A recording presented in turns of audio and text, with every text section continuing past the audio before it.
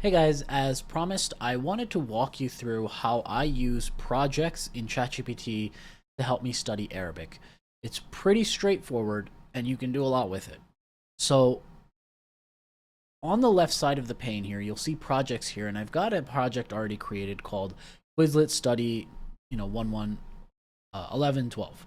So, what we're going to do as part of this is I'm going to use it to study two different sets of flashcards from Quizlet, lesson 11 and lesson 12. So all we're going to do is first we're going to export these and we're going to put it into a document. So you can very simply export in Quizlet. And what I will do is I'm actually going to do comma separated and I'm going to do semicolon because that's how I've told ChatGPT I'm going to format it. And then I'm going to go ahead and I just use Google Docs to paste lesson 11.2 and lesson 12.1. And you can use whatever tool you want to create a document. The easiest way is to use Word or Google Docs or some document editor. You can also do it in the terminal, whatever you prefer. You can now download it as a plain text.txt. Now we'll go back over to ChatGPT, and you're going to see two different sections here within a project. So if you go ahead and create a project, it's going to give you a blank canvas. And when you see that blank canvas, you're not going to have any files there, and you're not going to have any instructions. So going back over to Quizlet Study, what I've already done is added a project file called study.txt. So this Google Docs that I've had here, I've saved it as a txt file, I added it, and now it's there.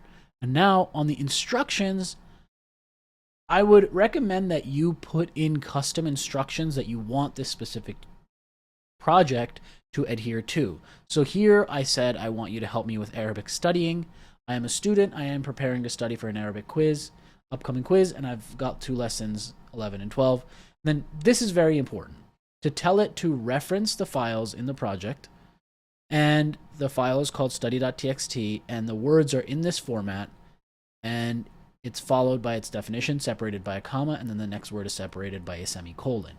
It's going to help me use these words to study. Now, I could create a chat and say, quiz me on my words by giving me a sentence to translate. Simple enough. So now what it's going to do, if you saw, it looked through the project files and it gave me a sentence in English.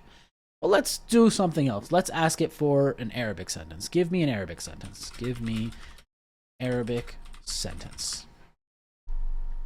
So now it's going to give me a sentence in Arabic. التقليد في هذا المدينة تختلف عن تقليد في القرى الأخرى. So we can then type in our answer. The tradition in this city differs from the tradition in قرى الأخرى, in another village, I think. The tradition in the city differs from the tradition in other villages. Yeah, that's close enough. So you'll see here that if you make a mistake, it'll give something back, and then you can ask it to keep giving you sentences. You can ask it for whatever you want now. Give me a story. So give me a story that I can translate from Arabic.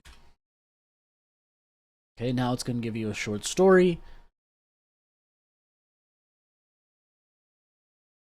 كل هناك طفل يحب القراءة كان يقضي ساعات طويلة في المكتبة.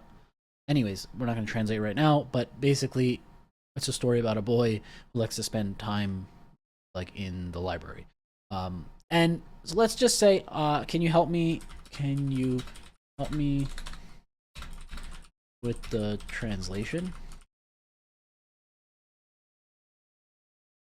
So you'll see it's now going to give you a step-by-step translation of each sentence. There was a boy who loved reading.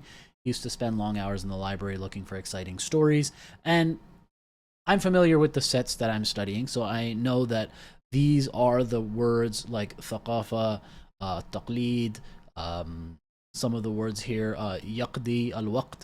Some of these words here are from the set that I'm studying. So that's a quick guide for you on how to set this up. Happy learning. Ma salama.